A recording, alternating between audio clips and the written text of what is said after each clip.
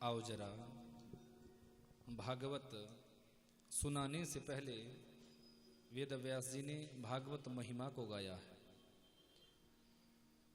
क्योंकि भागवत की कथा सुनने से पहले उनकी महिमा सुनना अनिवार्य है। महिमा जब तक नहीं सुनेंगे तब तक किसी से भी प्रेम नहीं हो सकता। जिसकी महिमा हम सुनते हैं, जिसका महत्व हम सुनते हैं, जिसके बारे में हमें जानकारी हो जाती है, उसके बाद फिर धीरे धीरे उससे हमें प्रेम बढ़ने लग जाता है। इसलिए वेद व्यास जी ने भागवत कथा को सुनाने से पहले भागवत की महिमा को गाया है। तो भागवत महिमा का प्रथम मंत्र मैं गाऊं, आप सभी अपना अपना सर ढके और दोनों हाथ जोड़ें। जो भी आपकी कामना हो वो भगवान के सन्मुख रखें, क्योंकि भागवत कल्प तरु है। जो भी आपकी कामना होगी अवश्य ही भागवत भगवान उस कामना को पूरा करेंगे। माताएं पल्लू फैलाएं, कमर सीधी करें, दोनों हाथ जोड़कर भागवत महिमा का पहला मंत्र के सच्चिदानंद रूपाय विश्वोत्पत्त्यादि हेतवे तापत्रय विनाशाय श्री कृष्णाय वयं नुमः। श्री कृष्णाय वयं नुमः। बोलिए भागवत भगवान की। सच्चिदानंद रूपाय विश्वोत्पत्त्यादि हेतवे तापत्रय विनाशाय श्री कृष्णाय वयं नुमः। पहले थोड़ा सा समझने का प्रयास करेंगे। वैसे तो अनंत पुराणों में भागवत की महिमा को गाया गया है, लेकिन जो मैंने अभी आपको मंत्र सुनाया, श्लोक सुनाया, ये वेद व्यास जी ने जो यहां महिमा गाई, वो महिमा पद्म पुराण से गाई गई है। तो पद्म पुराण अंतर्गत भागवत की महिमा का हम अभी रसपान करेंगे। तो मंत्र के भाव को थोड़ा समझने का प्रयास करें। सच्चिदानंद रूपाय, सत चित आनंद, तीन शब्दों के मेल से सच्चिदानंद शब्द की व्युत्पत्ति होती है। सत का मतलब है जो अविनाशी है, सत माने जो अमिट है, जिसको कोई मिटा नहीं सकता। सत्य की सत्ता को कोई मिटा नहीं सकता। ईश्वर सत स्वरूप है। दूसरी बात कही है चित्त की। चित्त का मतलब होता है बुद्धि, चित्त का मतलब होता है मति, चित्त का मतलब होता है प्रकाश, चित्त का मतलब होता है देदीप्यमानता, चित्त का मतलब होता है ओजस्विता। यानी परमात्मा चित्त स्वरूप भी है। करोड़ों सूर्य का प्रकाश भी भगवान के प्रकाश के सामने मलिन पड़ जाता है, फीका पड़ जाता है। वो चित्त स्वरूप ईश्वर है। तीसरी बात कही आनंद की। भगवान आनंद स्वरूप भी है। आनंद भगवान को नाम दिया गया है। गोस्वामी तुलसीदास जी ने जब रामचरितमानस में प्रभु श्री राम जी का नामकरण किया तो वहां बड़ी मीठी चौपाई गाई है कि जो आनंद सिंधु सुख राशि, जो आनंद सिंधु सुख राशि, जो आनंद सिंधु सुख राशि। गाने का प्रयास करो सभी। सिंधु सुख राशि, जो आनंद सिंधु सुख राशि, आनंद सिंधु सुख राशि। सी करते त्रैलोक सुपासी, करते त्रैलोक सुपासी। सी करते त्रैलोक सुपासी, करते त्रैलोक सुपासी। जो आनंद सिंधु सुख राशि, यानी परमात्मा का नाम आनंद सिंधु में गोता लगवा देता है। एक बार कहो राम कृष्ण राम कृष्ण कृष्ण राम। हृदय में कितना आनंद उमड़ता है, होता है ना। कभी एकांत में कोई भी मंत्र आपको नहीं आता हो, आप दीक्षित नहीं हैं, आपने कोई मंत्र नहीं लिया है, आप किसी भी मंत्र का आपको ज्ञान नहीं है, तो एक बार भगवान के सामने बैठकर राम और कृष्ण के नाम को गाना चाहिए, क्योंकि कृष्णम वंदे जगत गुरु, मेरे गोविंद जगत गुरु है। और राम और कृष्ण में कोई अंतर नहीं है कि राम कृष्ण दो एक है, अंतर नहीं निमेश। इनके नेत्र गंभीर है और इनके चपल विशेष।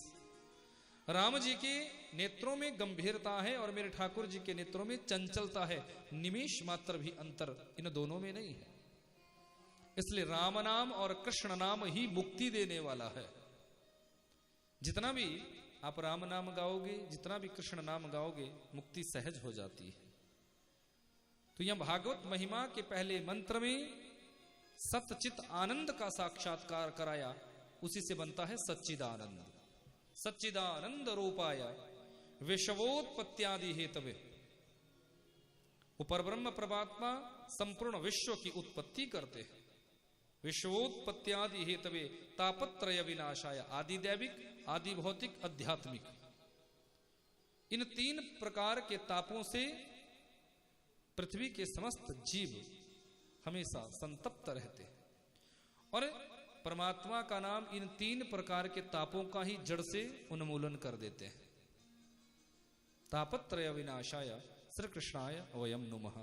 इसलिए देखो, व्याकरण की दृष्टि से दर्शन करो, वयम शब्द का मतलब होता है हम सब। वयम शब्द का मतलब क्या है? हम सभी। तो वेद व्यास जी अकेले प्रणाम नहीं कर रहे हैं उन सच्चिदानंद घन स्वरूप को। वेद व्यास जी ने मंत्र में लिखा कि हम सभी उनको प्रणाम कर रहे हैं। बोले भक्त वत्सल भगवान की। तो पहले मंत्र में परमात्मा की सत्ता का साक्षात्कार कराया। आइए चलते हैं उसी नैमिषारण्य की पावन भूमि पर, जिस नैमिषारण्य के पावन स्थल पर आज शौनक आदि 88,000 ऋषि एकत्रित हुए हैं। और उन्हीं ऋषियों के बीच में आज 21 वर्ष के युवा संत सूत जी का पदार्पण हुआ है।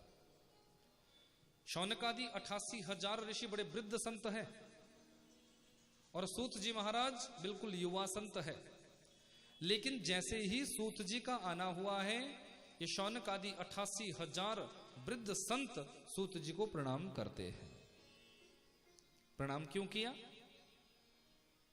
अवस्था में तो ये शौनक आदि 88,000 ऋषि बड़े हैं और अवस्था में सूत जी बड़े छोटे हैं, लेकिन फिर भी ये बड़े छोटे स्वरूप वाले सूत जी को प्रणाम कर रहे हैं। तो सूत जी को अच्छा नहीं लगा। सूत जी ने कहा कि आप इतने वृद्ध संत होने पर मुझे प्रणाम कर रहे हैं, मुझे अच्छा नहीं लग रहा।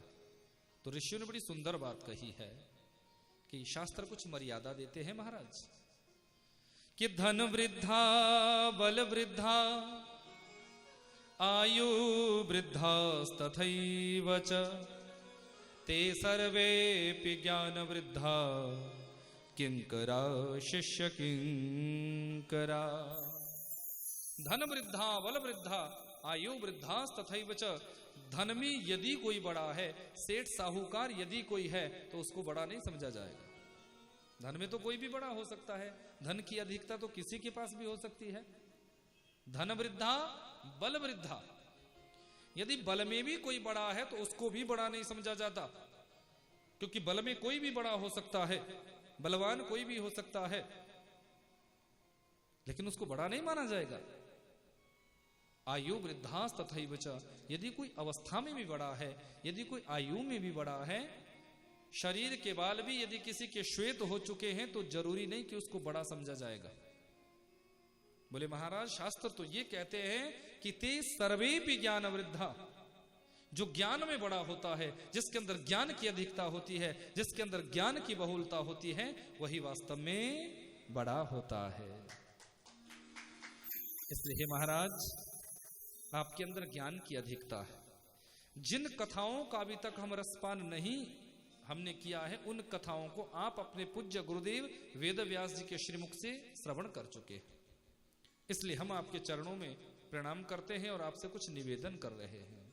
निवेदन क्या किया कि श्रेयसाम यद भवे श्रेयः पावनानाम च पावनम कृष्ण प्राप्ति करम शश्वत साधनम तद्वधाधुना।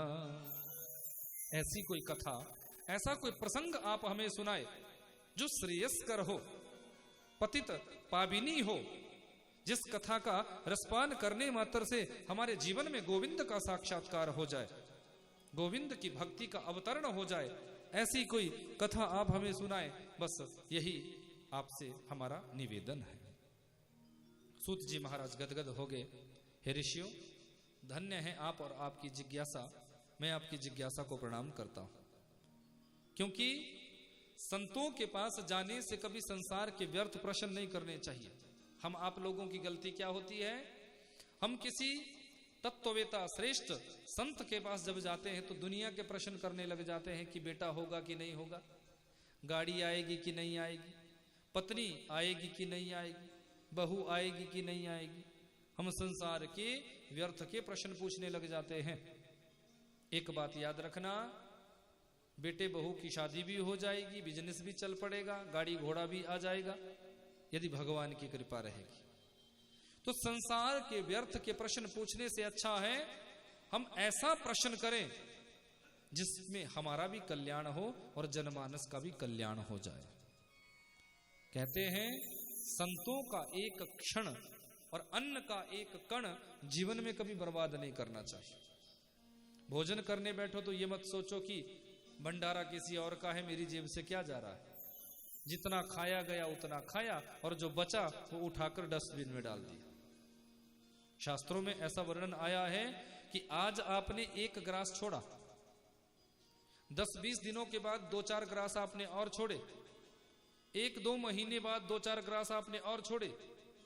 आपके द्वारा धीरे धीरे धीरे जो भोजन छोड़ा जाएगा, जिस दिन वो भोजन एक डाइट के बराबर बन जाएगा, एक व्यक्ति के आहार के बराबर बन जाएगा, उस दिन कारण चाहे कोई भी बने आपको भूखा ही सोना पड़ेगा, कारण चाहे कोई भी बने। इसलिए कभी भी अन्न का त्याग नहीं करना चाहिए। कलयुग है और कलयुग में अन्न में ही प्राण बताए। बिना अन्न के जीवन हमारा सुरक्षित नहीं रह सकता। तो अन्न का त्याग कभी नहीं करना चाहिए, अन्न को व्यर्थ कभी नहीं गंवाना चाहिए। और संतों के पास जाकर ऐसा प्रश्न करो जिसमें हमारा भी कल्याण हो जाए और जनमानस का भी कल्याण हो जाए। तो सूत जी महाराज कहते हैं, ऋषियों आपने बड़ी सुंदर बात पूछी है। मैं तुम्हें वो कथा सुनाऊंगा जिस कथा का रसपान करने मात्र से जनमानस का कल्याण हो जाएगा, आप सभी का भी कल्याण हो जाएगा, आप सभी के हृदय में गोविंद की भक्ति अवतरित हो जाएगी। पर सुनो, उस कथा को श्रवण करने के कुछ नियम है। नियम क्या बताएं कि जितासनो जित श्वासो जित संगो जितेन्द्रियः स्थूले भगवताम रूपे मनः संधारयेत् धियः।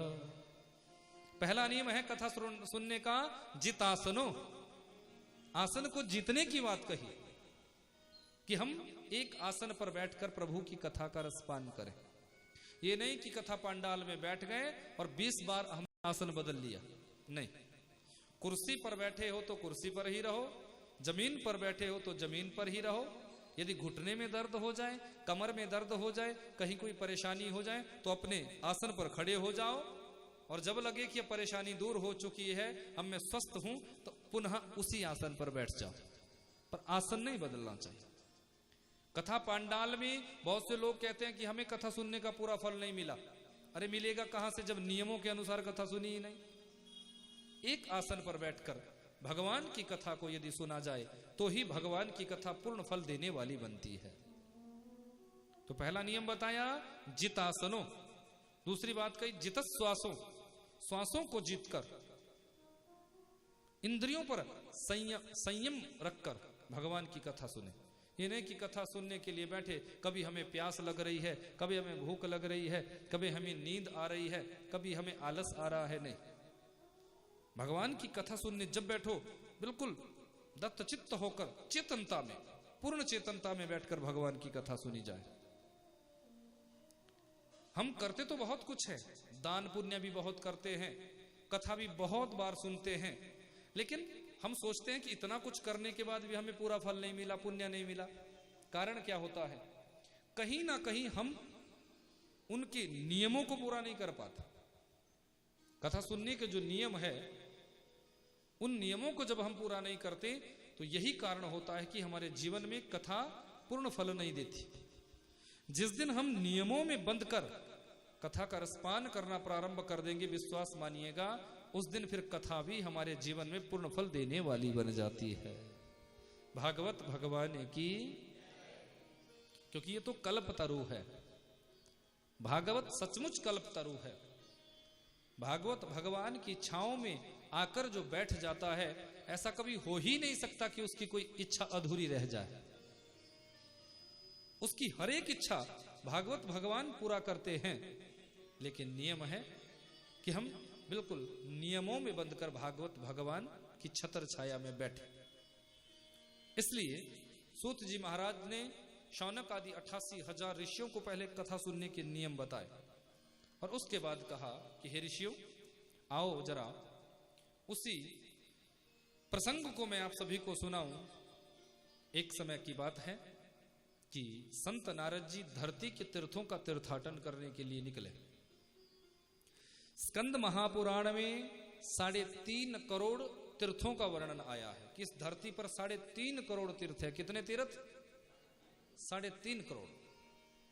तो धरती के तीर्थों का तीर्थाटन करने के लिए संत नारद जी निकले, लेकिन जैसे ही तीर्थों का तीर्थाटन करने के लिए आए हैं, क्या देखते हैं कि नापश्यम कुत्रचित धर्मः मनः संतोषकारकम् कलिना अधर्म मित्रेण धरेयं बाधिताधुना।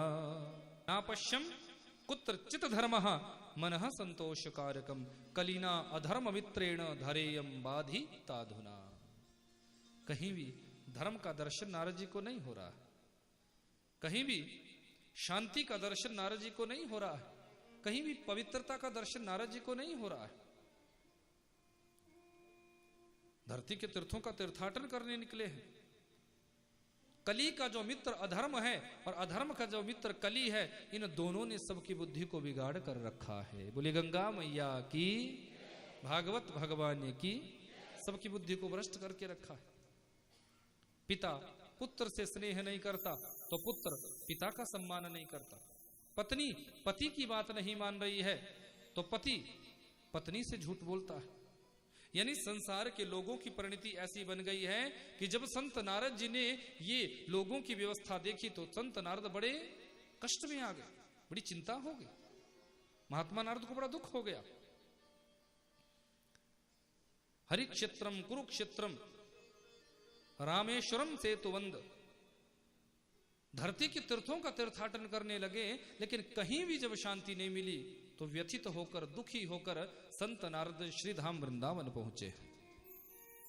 श्रीधाम वृंदावन, अब देखो वृंदावन में तो साक्षात भक्ति महारानी नृत्य करती है, साक्षात मेरे राधा माधव नृत्य करते हैं।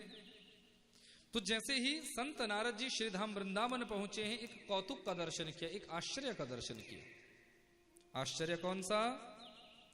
कि एक सुंदर युवती, जो सुंदर नारी, जो सुंदर युवती बैठी हुई है, उसके अगल बगल में 2 वृद्ध पुरुष लेटे हुए हैं और उसी सुंदर स्त्री के चारों ओर बड़ी सुंदरियां स्त्रियां, बड़ी सुंदरियां खड़ी हुई है और उस सुंदर स्त्री को पंखा डुला रही है। सेवा में सब खड़ी हुई है।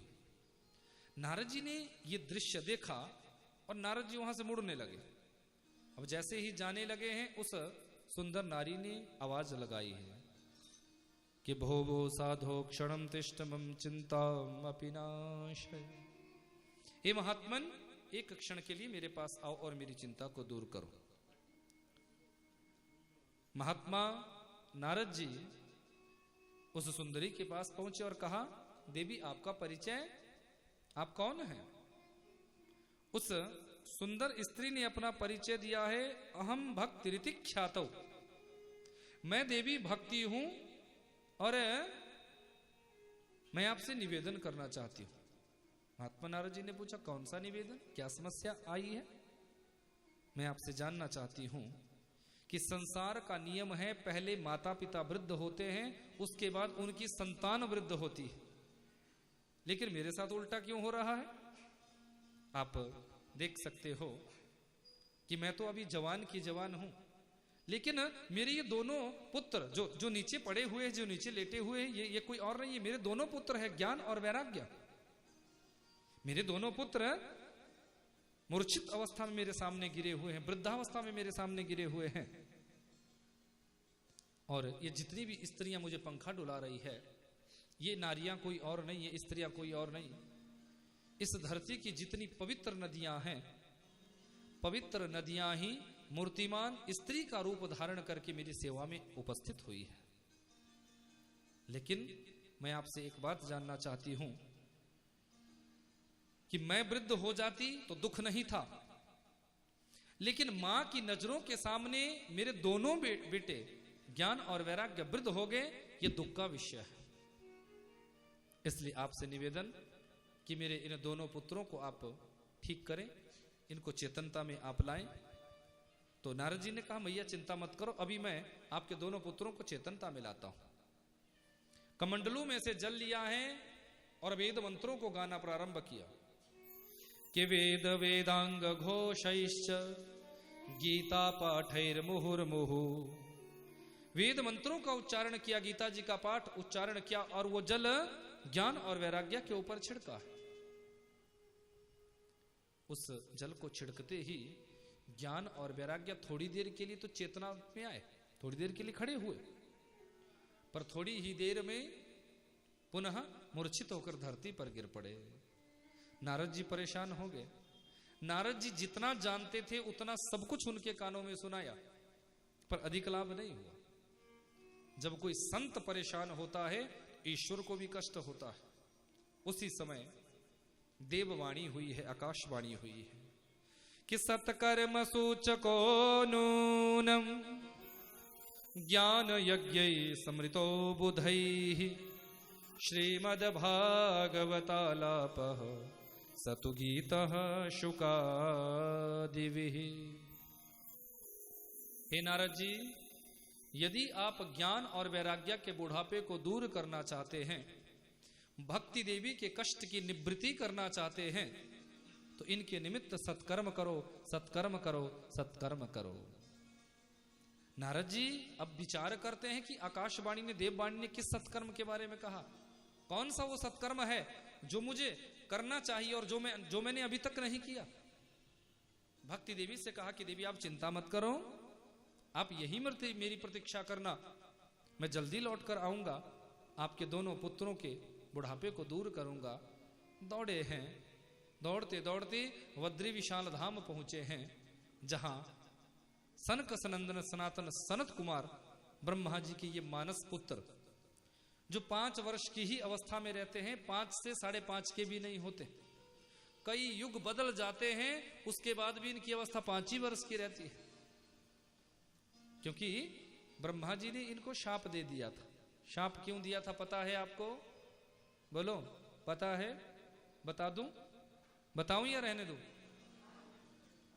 जब मैथुनी सृष्टि के क्रम को आगे बढ़ाने के लिए ब्रह्मा जी ने प्रयास किया, सनत कुमारों को जब उत्पन्न किया, तो इनसे कहा कि आप मैथुनी सृष्टि आगे बढ़ाओ।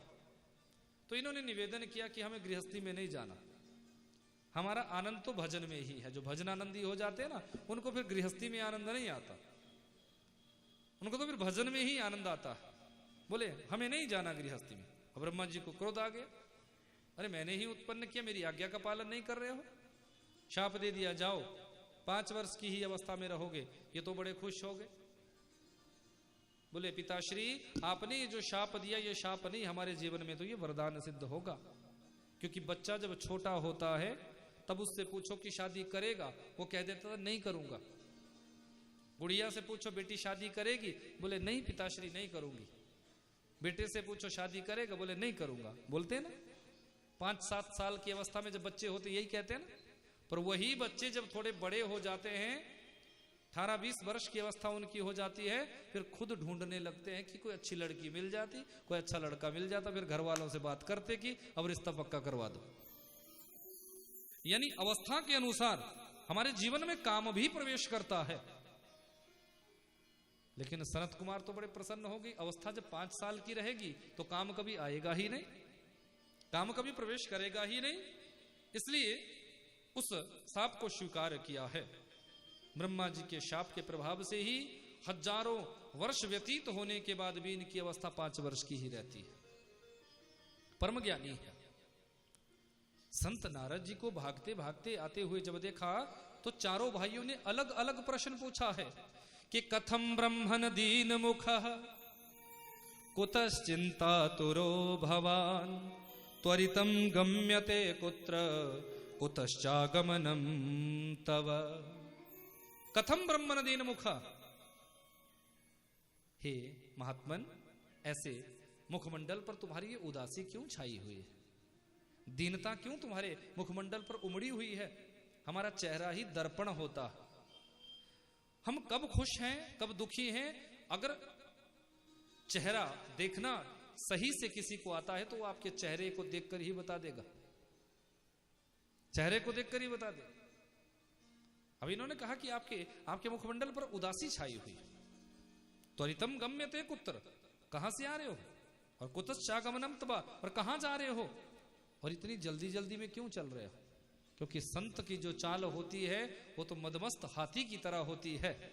तुम इतनी जल्दी जल्दी में क्यों चल रहे हो, ये संत का लक्षण नहीं है, ये संत का दर्शन नहीं है। संत नारद जी रोने लगे और अपनी व्यथा को सुनाया है कि अहम तो पृथ्वीं यातो ज्ञात्वा सर्वोत्तमामिति पुष्करम च प्रयागम च काशीम गोदावरीम तथा।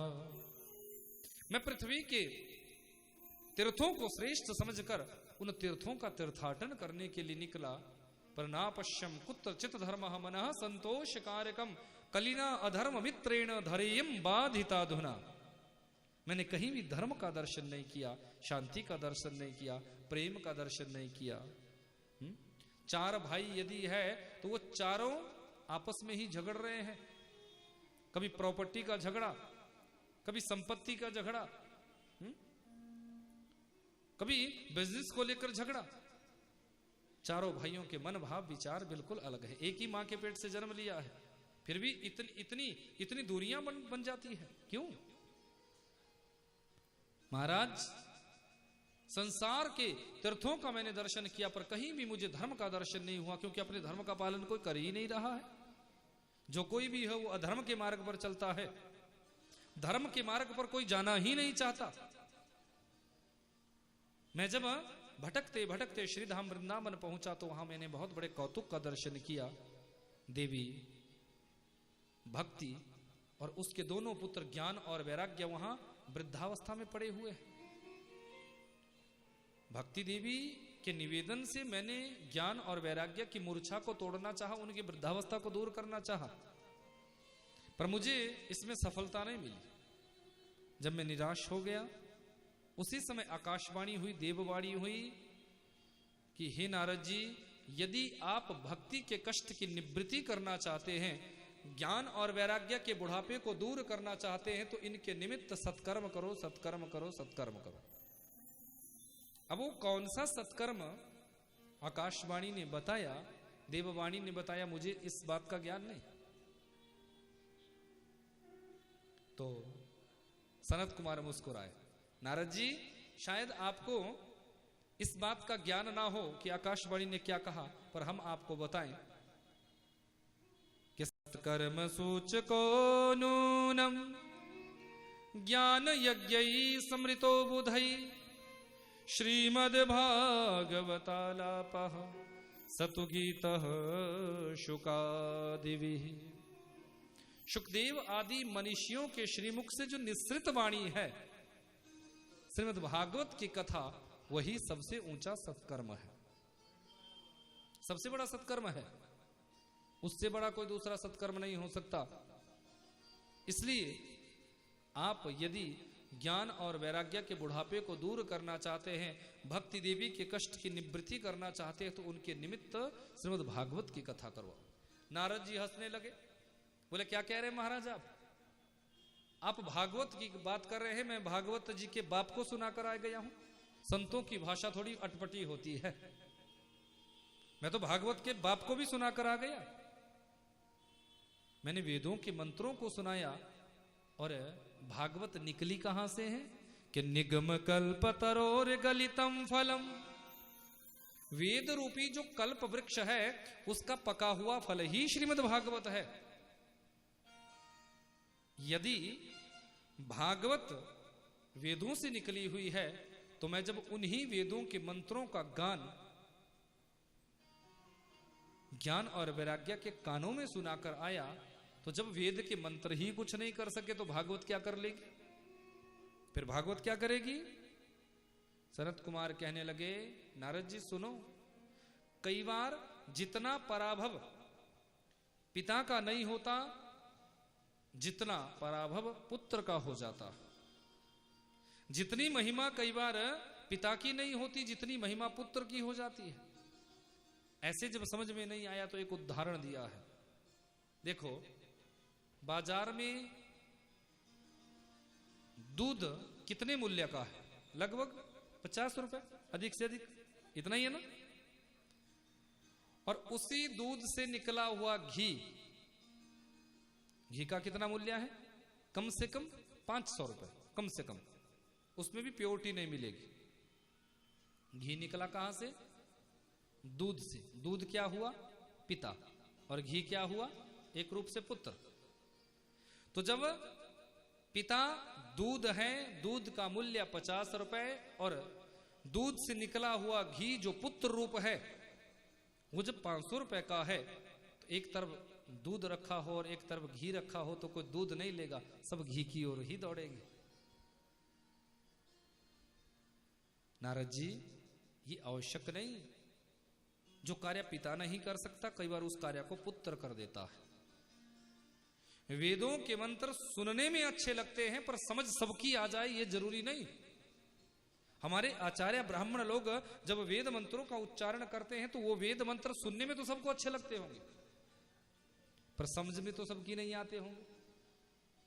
लेकिन भागवत की कथा चाहे कम समझ में आए चाहे अधिक समझ में आए, अपनी पात्रता के अनुसार हर किसी को कुछ ना कुछ समझ तो आ ही जाती है। आती है कि नहीं? बोलो। मैं आपको सुना रहा हूं तो कुछ तो समझ आएगी। अधिक ना आएगी, कम आएगी, पर आएगी तो सही, हृदय में उतरेगी तो सही। क्यों राकेश जी? हमारे यजमान जी से पूछना जरूरी है ना। जो मैं कथा कह रहा हूं समझ में आ रही है? तो कहने का मतलब यह है कि वेदों के मंत्र में यहां से गाने लग जाऊं तो समझ में नहीं आएंगे। वो सुनने में अच्छे लगेंगे पर समझ में नहीं आएंगे। लेकिन भागवत की कथा कह रहा हूं तो चाहे कम समझ में आएगी पर आएगी जरूर। इसलिए संत नारद जी से कहा कि हे नारद जी, आप यदि ज्ञान और वैराग्य के बुढ़ापे को दूर करना चाहते हैं, भक्ति देवी के कष्ट की निवृत्ति करना चाहते हैं, तो उनके निमित्त श्रीमद् भागवत की कथा करो। अब नारद जी कहने लगे, आप चारों भाई परम श्रोता है, परम वक्ता हैं आप चारों से बड़ा कोई वक्ता नहीं हो सकता। हमें श्रोता बनने का सौभाग्य मिल जाएगा और आपको वक्ता बनने का परम सौभाग्य मिल जाएगा। आपसे निवेदन कि इस श्रेष्ठ कर्म को आप ही करें। तो सनत कुमारों ने कहा, चलो ठीक है, हम कथा सुनाएंगे, पर थोड़ा भक्ति ज्ञान वैराग्य को आप अपने साथ इधर लाओ और हम भी थोड़ा नीचे उतरेंगे। अब देखो, एक रहस्य की बात और समझ लो। जिस हरिद्वार में हम सभी बैठे हैं, जिस हरिद्वार गंगा जी के पावन तट पर हम सभी बैठे हैं, ये केंद्र है। यहां से जितनी दूरी श्रीधाम वृंदावन की है, ठीक उतनी ही दूरी यहां से वद्री विशाल धाम की है। ये केंद्र है। तो वद्री विशाल धाम से नीचे उतरे कौन? सनक सनंदन सनातन सनत कुमार। और श्रीधाम वृंदावन से चले हैं कौन? भक्ति ज्ञान वैराग्य और संत नारद जी। 4 है वक्ता और 4 है श्रोता। गंगा जी के पावन तट पर इन 8 का मिलना हुआ है। वहीं व्यास मंच लगाया गया। व्यास गादी पर चारों भाई विराजमान हो गए और श्रोता के रूप में भक्ति ज्ञान वैराग्य और संत नारद जी बैठ गए। तुलसी देवी की स्थापना हुई। जैसे ही कथा का अवगाहन प्रारंभ हुआ तो बड़े बड़े संत महात्मा अमलात्मा सब वहां उपस्थित हो गए। भागवत की कथा की विशेषता है, अन्य यज्ञों में आमंत्रण पत्र ना आया हो तो मत जाओ। यदि आपको नहीं बुलाया किसी ने तो मत जाओ। लेकिन भागवत की कथा ऐसी है कि भागवत की कथा का चाहे आमंत्रण पत्र आया हो चाहे ना आया हो, आमंत्रण पत्र आने से यदि सुनने के लिए जाओगे तो शायद कम फल मिलेगा, और बिना आमंत्रण पत्र के सुनने चले जाओगे तो भागवत कथा का अधिक फल मिलेगा। भागवत भगवान की ये विशेषता है भागवत जी की। अन्य यज्ञ किसी के यहां हो ना और आपको इनविटेशन कार्ड ना आए तो मत जाओ, पर भागवत की विशेषता है यहां आने पर चाहे इनविटेशन हो चाहे ना हो जरूर जाओ। पता चल जाए, सुनने में आ जाए कि वहां कथा हो रही है, वहां पहुंच जाओ, उसका फल अधिक मिलेगा। कुंभ जैसा वातावरण वहां हो गया। सारे संत महत्पुरुष वहां कथा श्रवण करने के लिए बैठे हैं। नारद जी ने प्रश्न किया है कि हे सनत कुमारो, क्या पापी व्यक्ति इस कथा को सुन ले उसका कल्याण हो सकता है? पापी व्यक्ति यदि भगवान की कथा का आश्रय ले ले तो क्या वो पापी तर सकता है? संत नारद जी ने कहा, भागवत की विशेषता ऐसी ऊंची है कि पापी से पापी व्यक्ति भी भगवान की कथा को सुन ले उसका कल्याण तो हो ही जाता है, इसमें आश्चर्य नहीं। पर यदि कोई महापापी व्यक्ति मर जाए और मरने के बाद प्रेत बन जाए, भूत बन जाए, पिशाच बन जाए, उस महाप्रेत के निमित्त भी, वहां उस महापिशाच के निमित्त भी यदि भागवत कथा करवा दी जाए तो भागवत कथा के प्रभाव से उस महाप्रेत को भी मुक्ति मिल जाती है। धन्या भागवती वार्ता प्रेत पीड़ा विनाशिनी। अब नारद जी की समझ में ये बात नहीं आई। नारद जी कहने लगे, बोले जीवन रहते रहते कथा सुनना ये तो समझ में आता है कि हम ठीक ठाक है तो कथा सुन रहे हैं, पर मरने के बाद कथा कोई कैसे सुनेगा? जब कोई मर ही गया उसके बाद वो कथा कैसे सुनेगा? तो ये बात जब गले से नीचे नहीं उतरी तो प्रश्न किया, बोले महाराज ये हमारी समझ में नहीं आ रहा, ये आप क्या कह रहे हैं? तो सनत कुमारों ने कहा, ऐसे तुम्हारी समझ में नहीं आएगा। पहले हम तुम्हें एक कथा सुनाते हैं, उस कथा को सुनाने से अवश्य ही तुम्हारी समझ में आ जाएगा कि मरने के बाद जो प्रेत बन जाता है उस महाप्रेत की मुक्ति भी भागवत कैसे करती है। पितृदेवताओं का भी बड़ा महत्व होता है हमारे जीवन में। जिन पितरों को हम भूल जाते हैं 10 वर्ष बाद, 20 वर्ष बाद, 50 वर्ष बाद, फिर उन्हीं पितरों का दोष हमारे जीवन में निकलता है। चाहे संतान को लेकर परेशानी आ जाएगी, चाहे बिजनेस को लेकर समस्या प्रकट हो जाएगी, चाहे नौकरी को लेकर समस्या प्रकट हो जाएगी, पर कोई ना कोई समस्या जीवन में आएगी। तो इसलिए अपने जीवन में जब भी खुशी हो, जब भी आप आनंद में हो, जब भी कोई भी आपके घर का उत्सव हो, तो अपने घर के पितृदेवताओं को भी याद किया करो। जो हर सुख दुख में अपने घर के पितृदेवताओं का स्मरण करते हैं, अपने घर के पितृदेवताओं की याद करते हैं, उनके पितृदेवता उन पर इतने प्रसन्न हो जाते हैं, इतने प्रसन्न हो जाते हैं कि आगे चलकर उनके जीवन में कभी दुख आता ही नहीं, क्योंकि सारा दुख उनके पितृदेवता हर लेते हैं।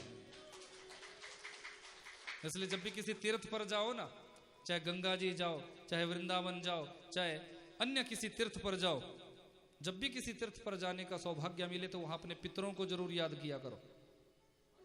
अपने पितृ देवताओं को का स्मरण करना चाहिए। माता पिता जीवित है तो भी स्मरण करो, और जीवित नहीं है तो भी उनका स्मरण करो। जीवित है तो आप स्मरण करेंगे तो उनकी हाजिरी वहां लग जाएगी, और जीवित नहीं है आप जब उनका स्मरण करेंगे तो उनको पुण्य की प्राप्ति हो जाएगी। इसलिए अपने पितृ देवताओं का स्मरण तीर्थों पर आकर करना चाहिए, क्योंकि उन्हीं की कृपा से हमारा एक वजूद खड़ा होता है, हमारा एक नाम संसार में आता है। तो उन पितरों का ऋण हम कभी नहीं चुका सकते, माता पिता का ऋण हम कभी जीवन में नहीं चुका सकते।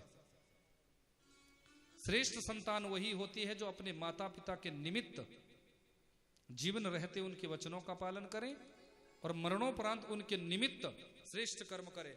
क्योंकि शिव महापुराण में आया है कि जीवतो वाक्य कारणात मृताहे भूरि भोजनम गया याम पिंड पातनात त्रिभि पुत्रस्य पुत्रता। पुत्रता कैसे सिद्ध होती है? हम पुत्र बनने के अधिकारी कब बनते हैं? जीवतो वाक्य कारणात, जब तक हमारा जीवन है तब तक हम अपने माता पिता के वचनों का पालन करें, जब तक माता पिता जीवित है। शरीर तो एक दिन सबका शांत होना है, जाना तो सबने ही है। जब माता पिता का देहावसान हो जाए तो उनके निमित्त फिर जिस दिन उनका देहावसान होता है उस दिन से लेकर और चतुर्वार्षिक श्राद्ध तक जितनी भी क्रियाएं बीच में होती है उनमें वो कोई कंजूसी ना करे, खूब धन लुटाए, खूब भाव से सब कुछ करे, उनके निमित्त श्रेष्ठ कर्म करे। और चतुर्वार्षिक श्राद्ध के बाद गया जी में जाकर अपने पूर्वजों के निमित्त पिंडदान करे। जब वो गया जी में जाकर उन पितरों के निमित्त पिंडदान करता है तब जाके उसकी पुत्रता सिद्ध होती है, तब वो पुत्र कहलाने का अधिकारी बनता है। भक्तवत्सल भगवान की, समस्त पितृ देवताओं की। इसलिए जब भी किसी तीर्थ पर जाओ, जब भी कहीं कथा में जाओ, कीर्तन में जाओ, सत्संग में जाओ, अच्छे किसी उत्सव में जाओ, वहां अपने पितृ देवताओं को भी याद करो। पितरों का आशीर्वाद बनेगा, पितृदोष जीवन में नहीं लगेगा।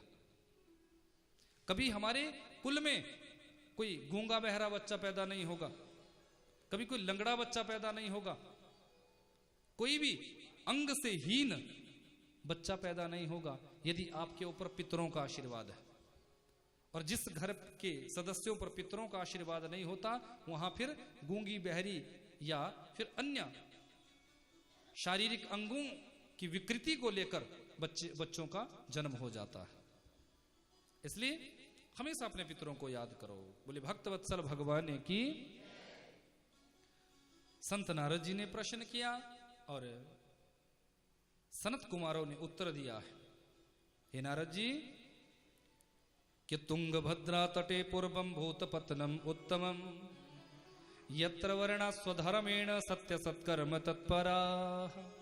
कथा सुनाई है कि तुंगभद्रा नदी का वो पावन तट, जिस तुंगभद्रा नदी पर एक उसी के किनारे एक गांव बसा हुआ है, जिस गांव का नाम है उत्तम ग्राम। क्या नाम है? उत्तम ग्राम। उस गांव में समस्त वर्णों के लोग बड़े प्रेम से रहते हैं और उसी गांव में एक आत्मदेव नाम का ब्राह्मण भी रहता है। पत्नी का नाम है देवी धुंधली। क्या नाम है? धुंधली।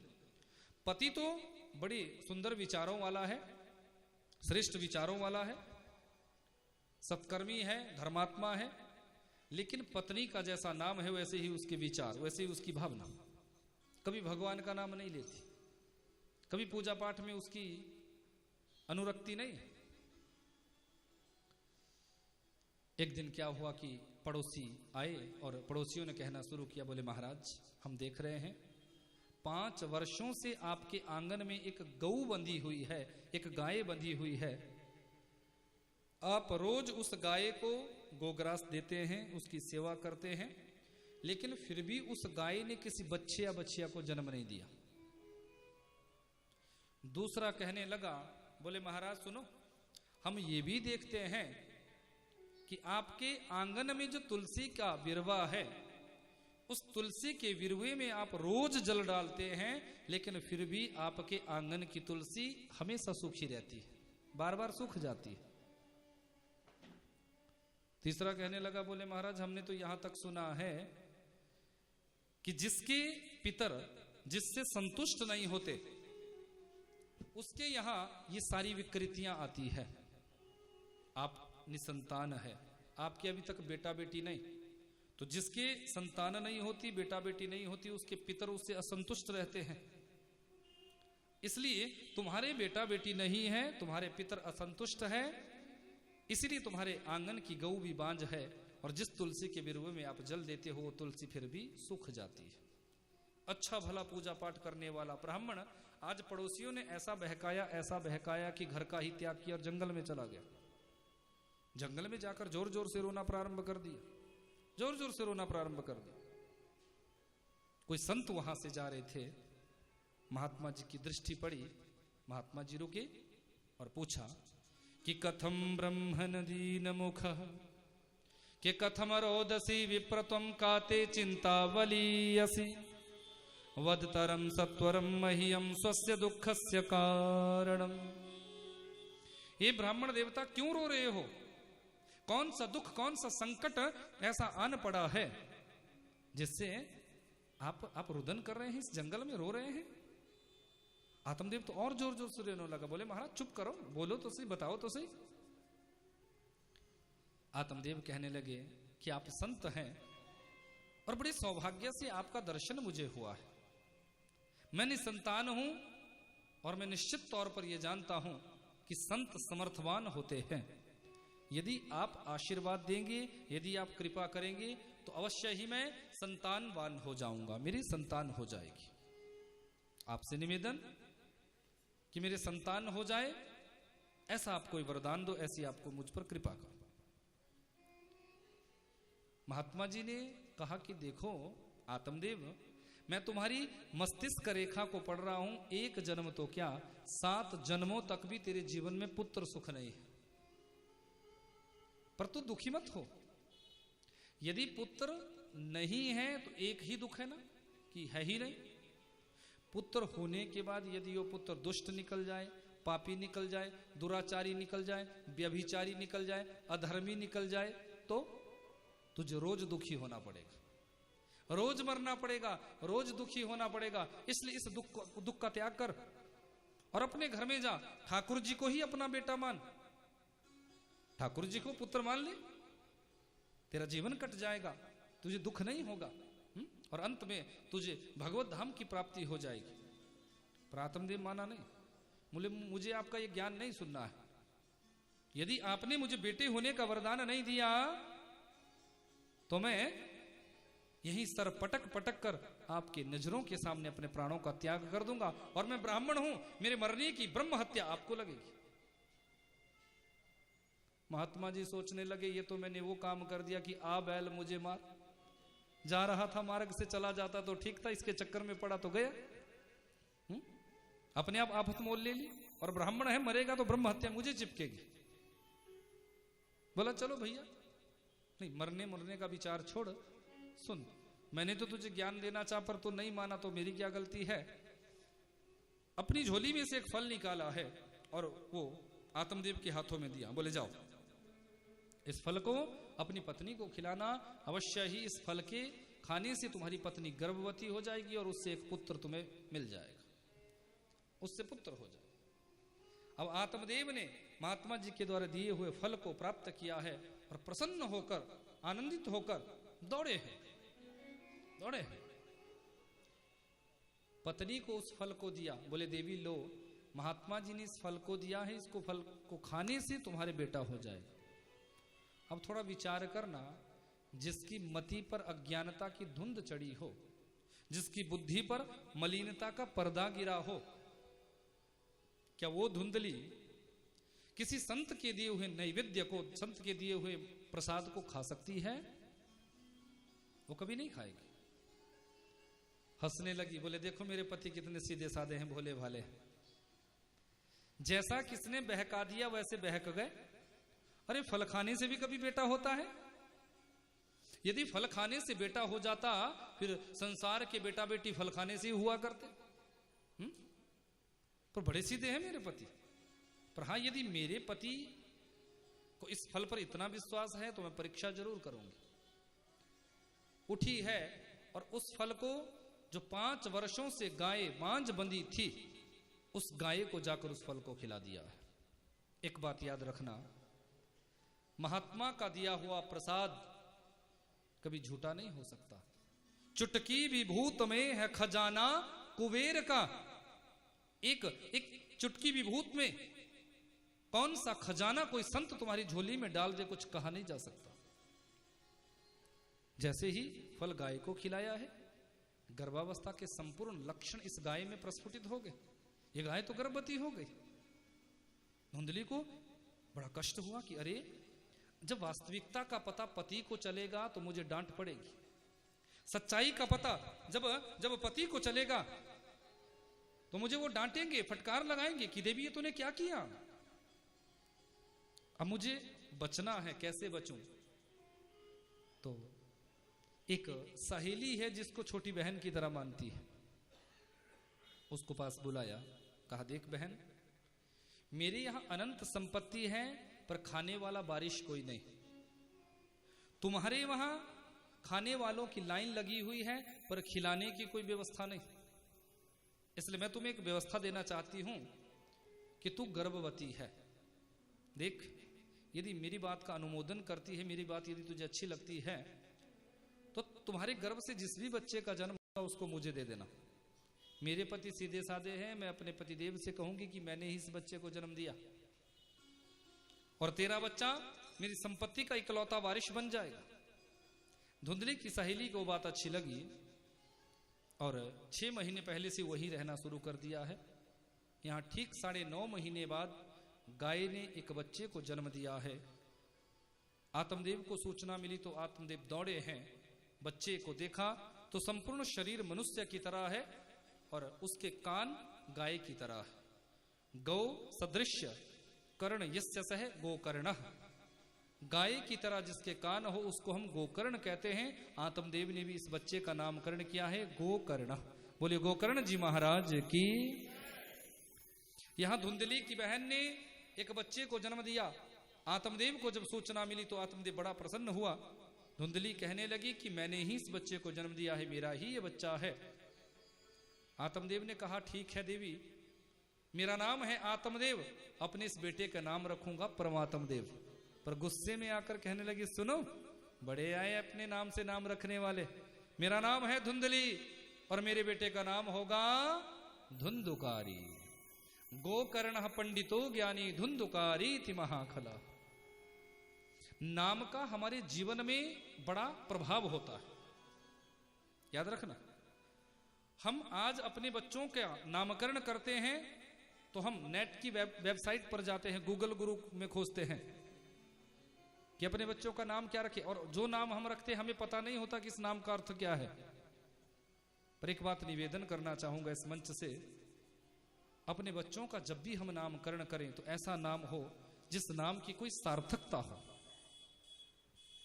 भागवत जी के 6वें स्कंद में मैं नाम की महिमा आपको बताऊंगा कि नाम की महिमा कितनी बड़ी है, नाम का कितना बड़ा प्रभाव हमारे जीवन में आता है। इसलिए जब भी हम अपने बच्चों का नामकरण करें, ऐसा नाम हो जो देवी देवताओं से संबंध हो। जिन नामों में देवी देवताओं की भाव छुपा हुआ हो, रिंकू, पिंकू, टिंटू, मिंटू, किट्टू, टिट्टू, ऐसे नाम हम बच्चों के रख देते हैं। फिर महाराज जी के पास जाते हैं, बोले महाराज जी बेटा पास नहीं बैठता। महाराज जी पूछते हैं बेटे का नाम क्या है? बोले महाराज टिट्टू। अब टिट्टू का काम क्या होता है? एक टहनी से उड़ा दूसरी पर, दूसरे से उड़ा तीसरी पर, तीसरे से उड़ा चौथी। अब नाम जब टिट्टू है तो पास कैसे बैठ जाएगा? नाम रखो ना कोई अच्छा, अच्छा नाम रखोगे तो उसके जीवन में उस नाम का प्रभाव जरूर आएगा। बोले भक्त वत्सल भगवान की।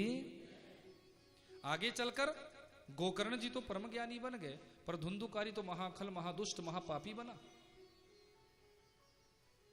गुरुकुल में भेजा तो वह पढ़ता लिखता नहीं है, चोरी करता है।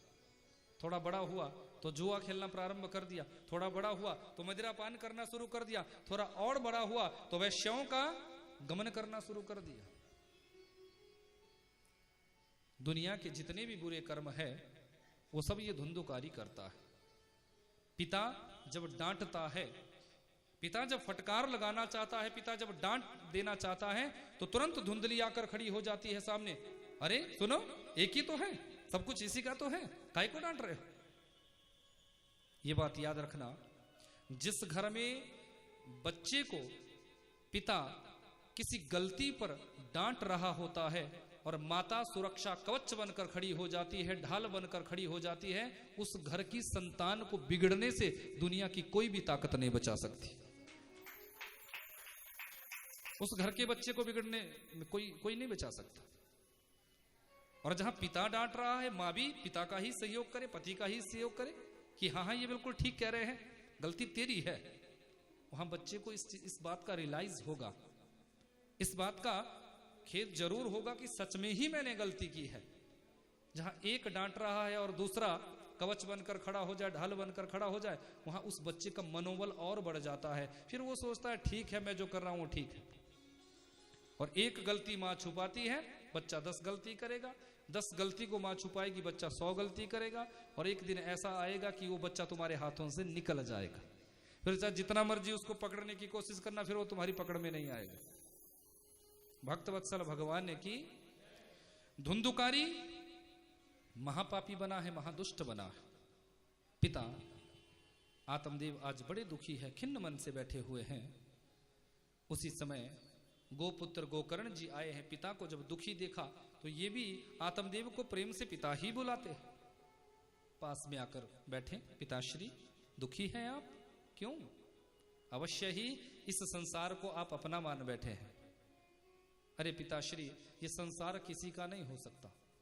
जब इस संसार और संसार के लोगों को हम अपना मानते हैं, जब संसार के लोगों के साथ हमारी आसक्ति होती है, संसार की वस्तुओं के साथ आसक्ति होती है, वही हमारे जीवन के दुख का मूल कारण होता है। इसलिए संसार की वस्तुओं को हम अपना ना माने, संसार के लोगों को हम अपना ना माने। प्रेम सबसे करो और आसक्ति किसी से मत रखो। प्रेम में परमात्मा का दर्शन है, पर आसक्ति में बंधन ही बंधन है। इसलिए अवश्य ही आप संसार को अपना मान चुके हैं। अरे पिताश्री, संसार को तो छोड़ो, ये शरीर भी हमारा नहीं है, शरीर का कोई भी अंग हमारा नहीं है। यदि शरीर में आंखें ये हमारी होती तो हमारे अनुसार चलती। पिताश्री, ये समय से पहले ही अंधी क्यों हो जाती है? चश्मा क्यों चढ़ जाता है? आई साइट वीक क्यों हो जाती है? यदि ये कान हमारे होते तो ये कान फिर बहरे क्यों हो जाते हैं? यदि ये मुख हमारा होता तो इस मुख पर झुर्रियां क्यों आ जाती है? ये हमारे अनुसार चलता। कोई भी बूढ़ा नहीं होना चाहता, हर कोई जवान ही बना रहना चाहता है। और जो बूढ़े हो भी जाते हैं वो भी लिपा पोती करके, नेंटिक पेंटिक करके जवान बने रहते। कोई वृद्ध तो नहीं होना चाहता? बोलो, कोई वृद्ध होना चाहता है क्या? 80 साल के वृद्ध व्यक्ति से पूछो कि तू मरना चाहता है? बोले महाराज ऐसा आशीर्वाद दो, ऐसा आशीर्वाद दो कि 50 साल अभी हिलू ना। अब देखो, 80 साल में भी 50 साल आगे का आशीर्वाद मांग रहा है। इसलिए गलती हमारी यही होती है जहां इस संसार को हम अपना मान लेते हैं। पिताश्री, ये संसार अपना नहीं, ये शरीर अपना नहीं। यदि ये शरीर हमारा होता तो हमारे अनुसार चलता, हमारे अनुसार चलता, ये बूढ़ा नहीं होता। पर इस शरीर को भी एक ना एक दिन वृद्ध होना पड़ता है और एक ना एक दिन ये शरीर हमें छोड़कर चला जाता है। ऐसा दिव्य ज्ञान पुत्र गोकर्ण ने दिया है कि आत्मदेव के हृदय में वो ज्ञान उमड़ आया। उसी समय अपने घर का त्याग किया और जंगल के बाहर जाकर भजन करना प्रारंभ कर दिया है। जब धुंधुकारी को इस बात का पता चला कि पिता चले गए, जो डांट लगाते थे, जो रोकते थे, टोकते थे, अब तो खुश हो गए, अब तो रोकने वाला कोई बचा ही नहीं। गोकर्ण जी भी तीर्थों का तीर्थाटन करने के लिए निकल पड़े। गोकर्ण जी भी तीर्थों का तीर्थाटन करने के लिए जाते हैं। अब धुंधली और धुंधुकारी का साम्राज्य 5 वैश्याओं के साथ रमण करता है, जुआ खोलता है, मदिरा पीता है, दुनिया के सारे कुकृत्य बुरे कर्म करता है। जब घर का सारा धन समाप्त हो गया तो एक दिन अपनी मां को गले से पकड़ लिया, बता बुढ़िया धन कहां छुपाया हुआ है? धन कहां छुपाया हुआ है? धन दे, नहीं तो मैं तुझे मार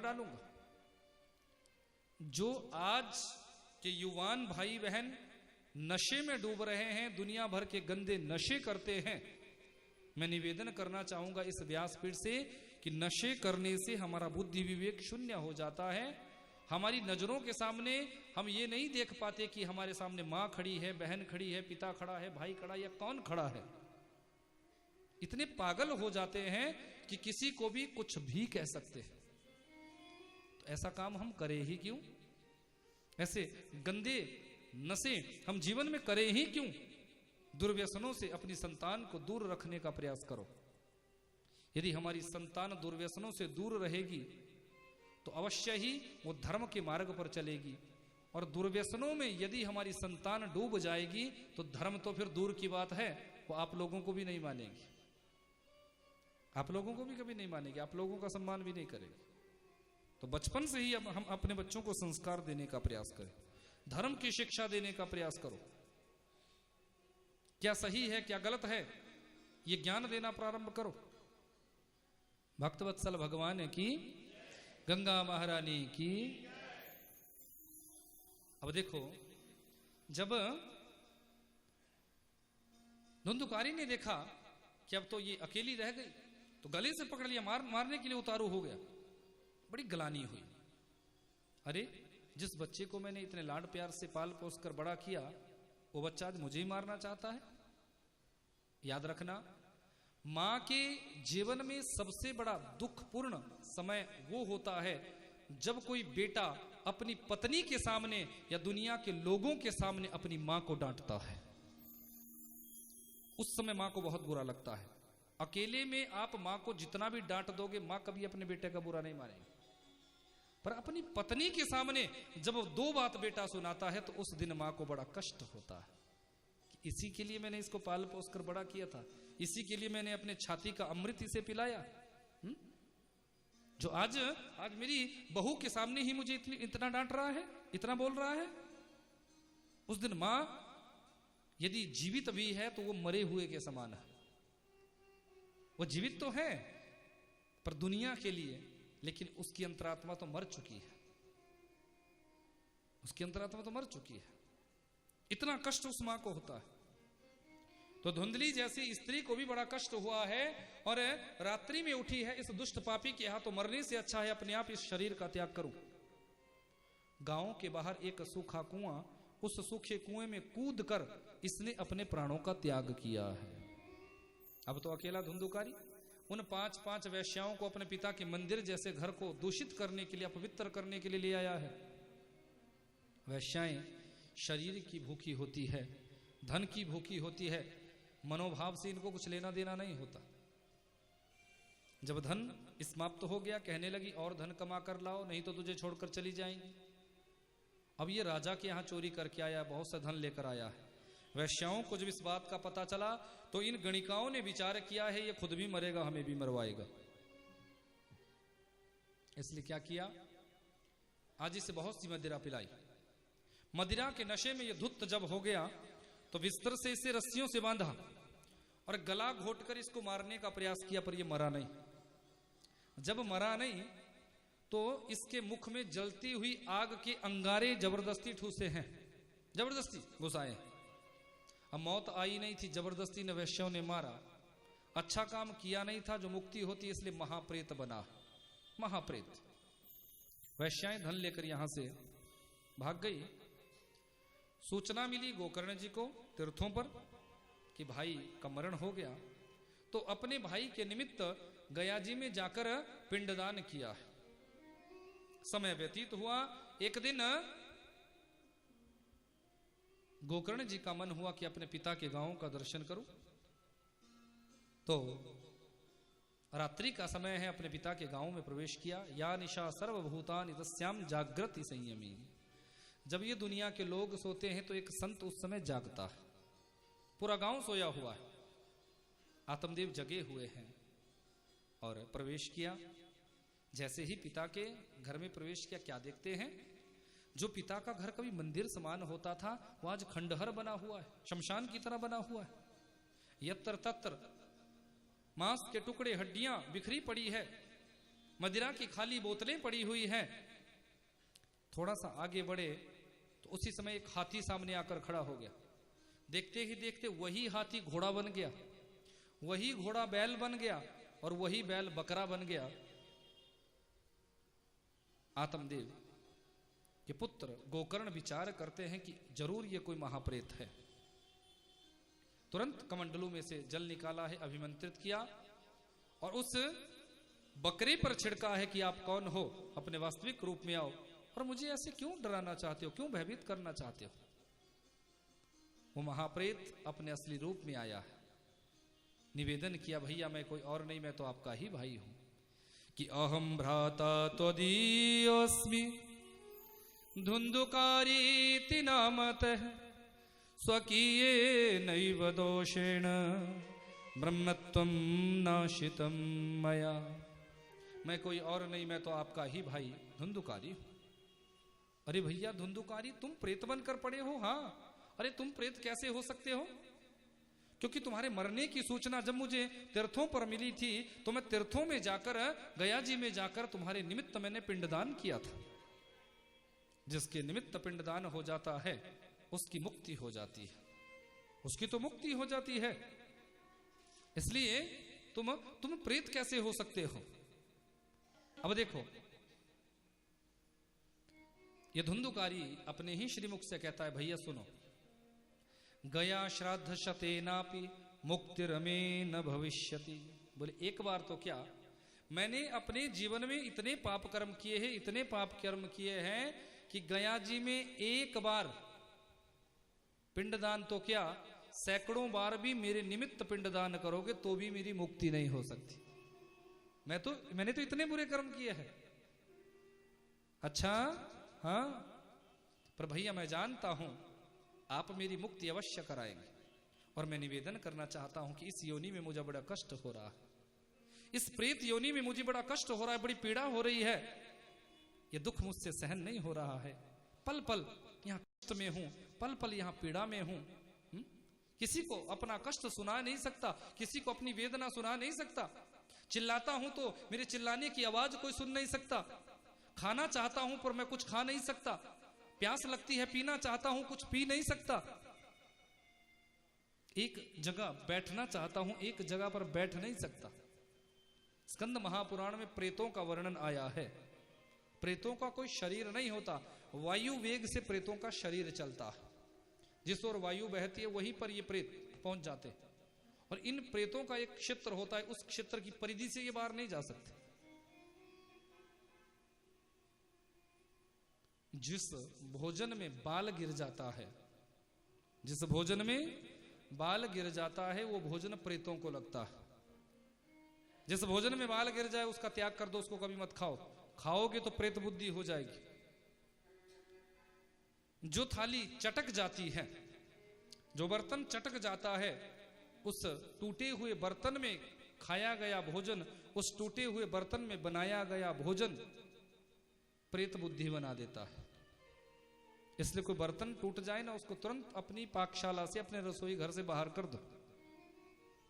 यदि उस भोजन में, उस टूटी हुई थाली में, टूटे हुए प्लेट में, टूटे हुए बर्तन में भोजन करोगे तो बुद्धि प्रेत हो जाएगी। प्रेत भाव बुद्धि में जागृत हो जाएगा। ये भीष्म गीता में भी दर्शन आया है, स्कंद महापुराण में भी दर्शन आया है। इसलिए कभी भी टूटे हुए बर्तन में भोजन नहीं करना चाहिए, कभी जूता चप्पल पहनकर भोजन नहीं करना चाहिए, कभी खड़े खड़े भोजन नहीं करना चाहिए, बैठकर भोजन करो। नियम तो इतने हैं कि बताऊंगा आप निभा नहीं पाएंगे, और मैं अपनी मर्जी से कुछ नहीं कहूंगा, शास्त्रीय बात करता हूं। भक्तवत्सल भगवान की, भागवत भगवान की, सर ढककर भोजन बनाना चाहिए। नंगे सिर यदि माता बहन भोजन बनाती है तो वो भोजन भी अपवित्र हो जाता है। बिना नहाए धोए, जैसे कई माताएं जल्दी जल्दी के चक्कर में सुबह बाद में सारा काम निपटा के नहाऊंगी और बिना नहाए ही पाकशाला में घुस जाती है, रसोई घर में घुस जाती है, तो बिना नहाए धोए जो भोजन बनाया जाता है वो भी प्रेतों को लगता है, देवताओं को उसका भोग नहीं लगता। समझ लेना माताओं, बहुत से नियम है। जूता चप्पल पहनकर यदि कोई माता बहन भोजन बनाती है तो वो भोजन भी अपवित्र होता है, दूषित होता है।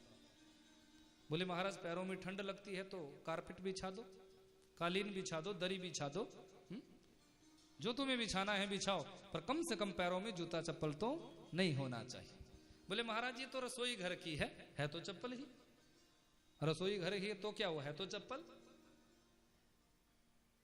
तो छोटे छोटे कुछ नियम है, उन नियमों को यदि हम जीवन में अपनाते हैं तो अवश्य ही भगवान की कृपा होती है। भक्त वत्सल भगवान की, बांके बिहारी लाल की। तो ये प्रेत कह रहा है कि बड़ा कष्ट हो रहा है, बड़ा कष्ट हो रहा है, भैया मुझे इस योनि से मुक्ति दिलाओ, इस योनि से मुझे मुक्ति दिलाओ।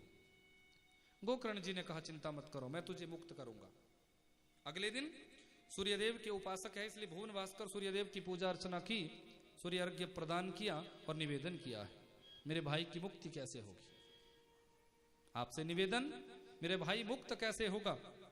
तो सूर्यदेव ने कहा हे गोकर्ण जी सुनो कि श्रीमद् भागवतान मुक्ति सप्ताह वाचनम कुरु। यदि आप अपने भाई की मुक्ति चाहते हो तो इनके निमित्त श्रीमद् भागवत की कथा करवाओ, क्योंकि भागवत की कथा बड़े से बड़े प्रेत को भी मुक्त कर देती है। आपके भाई की मुक्ति निश्चित है यदि आपने भागवत की कथा करवा दी। गोकर्ण जी बड़े प्रसन्न हुए हैं, मार्ग मिल गया, सारे गांव वालों को बुलाया, व्यास मंच लगाया और व्यास मंच पर वक्ता के रूप में विराजमान हुए हैं और सामने एक आसन दिया, आओ भैया धुंधुकारी इस आसन पर बैठकर कथा सुनो।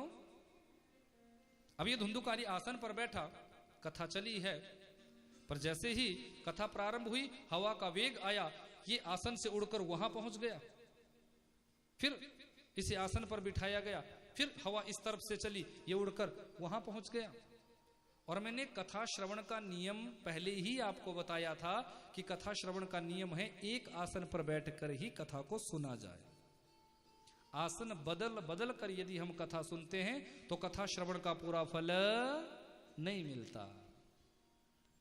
अब गोकर्ण जी को चिंता हुई, ये आसन बदल बदल कर कथा सुनेगा तो कथा का फल कैसे मिलेगा, फिर कैसे से एक जगह बिठाया जाए। फिर दक्षिण दिशा में 7 ग्रंथियों वाले बांस को गाड़ा गया है, 7 ग्रंथियों वाले बांस को रखा गया, उस बांस के पोल में इस धुंधुकारी को बिठाया गया। बोले आओ और इस पोल में बैठ जाओ, क्योंकि बांस के पोल के बीच में हवा का प्रकोप नहीं होगा, हवा का प्रभाव नहीं होगा, वायु तुम्हें प्रभावित नहीं करेगी। इस पोल में बैठकर तुम अवश्य ही कथा को सुन लोगे।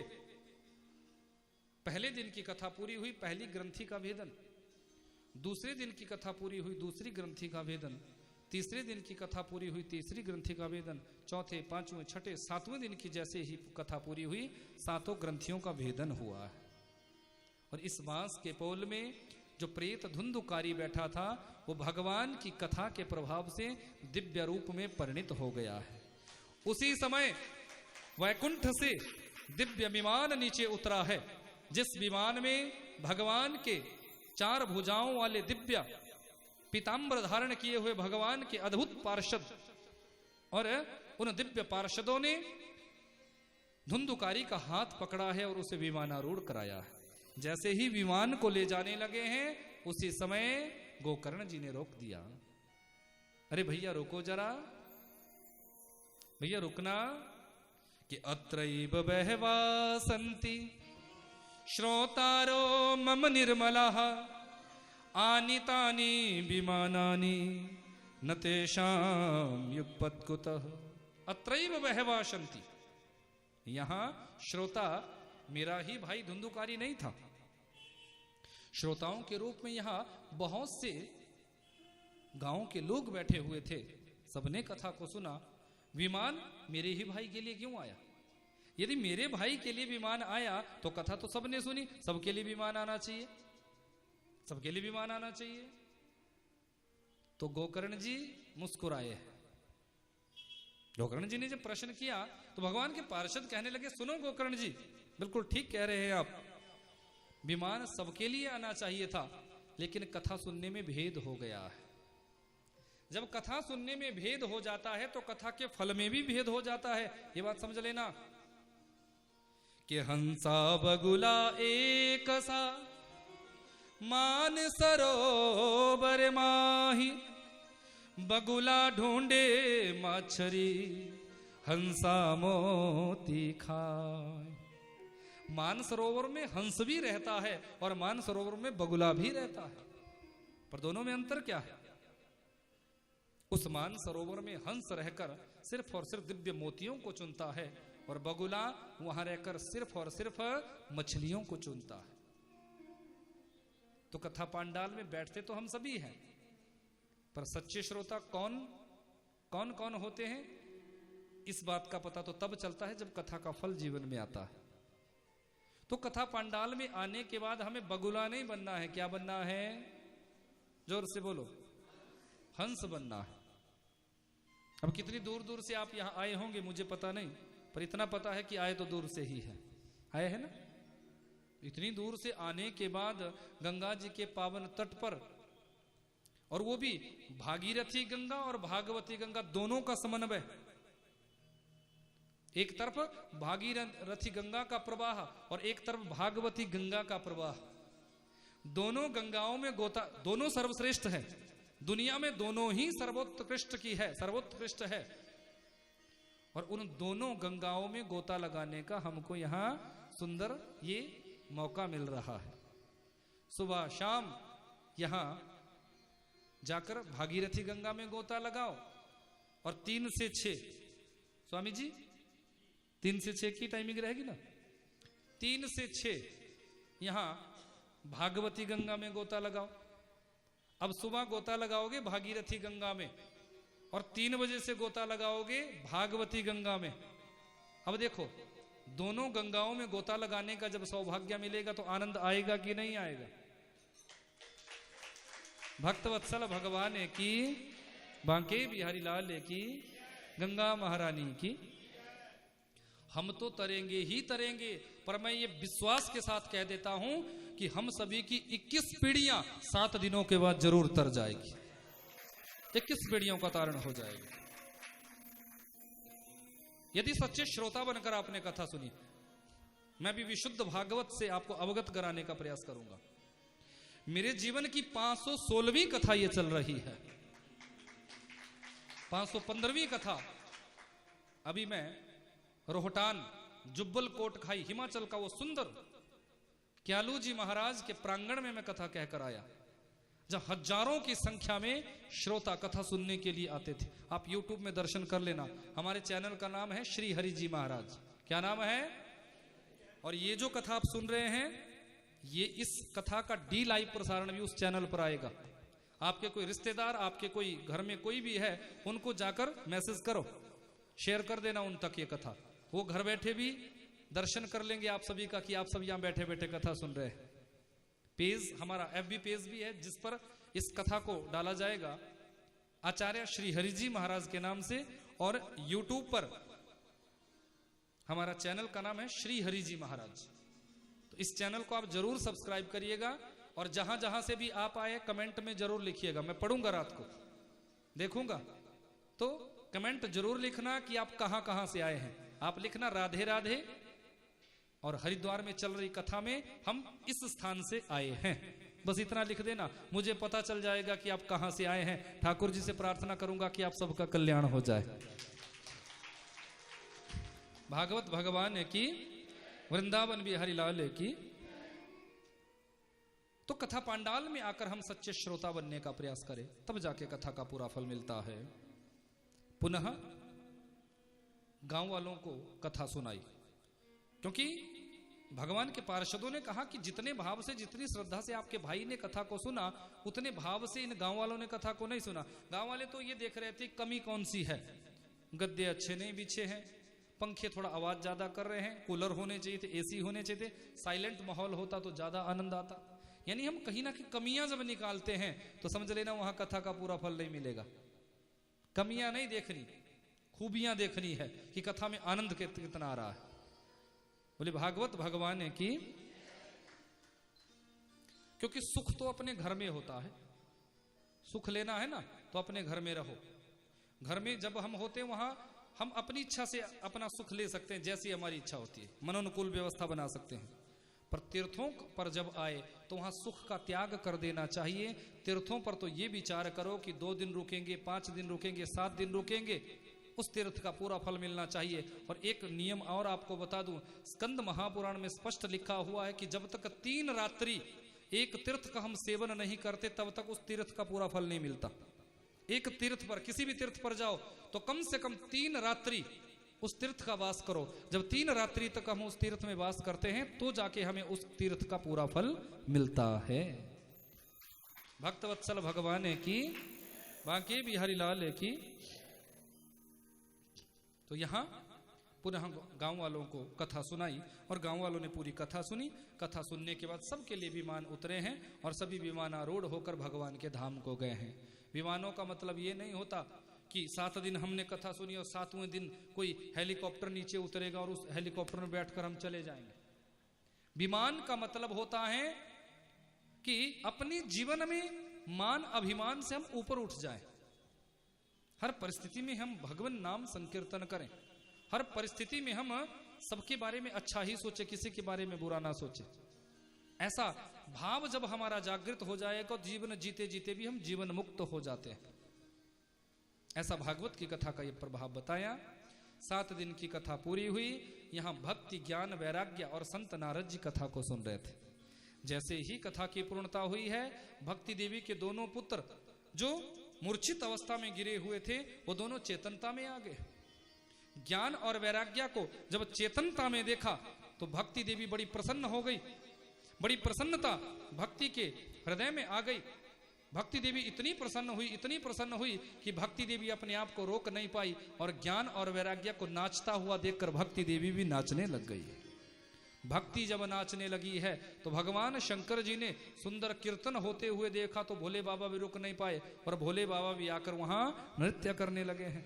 साक्षात नारायण भगवान प्रकट हो गए हैं कि प्रहलाद तालधारी तरलतया गति तच्चोद्धव कांस्यधारी वीणाधारी सुर ऋषि राग करतार्जुनो भूत इंद्रोवादि मृदंगम जय जय शुकरा कीर्तने ते कुमारा यत्राग्रे भाववक्ता सरसरचनया व्यासपुत्रो बभूव।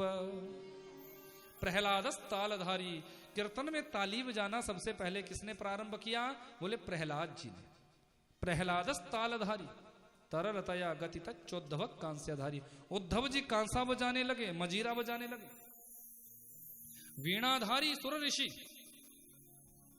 महात्मा नारद जी अपनी वीणा को अलापने लग गए। राग कर्तार्जुनो भूत, अर्जुन राग अलापने लगे हैं। अद्भुत रागदारी प्रारंभ हो गई है। इंद्रोवादी मृदंगम, इंद्र मृदंग बजाने लगे हैं। जय जय शुकराते कुमारा।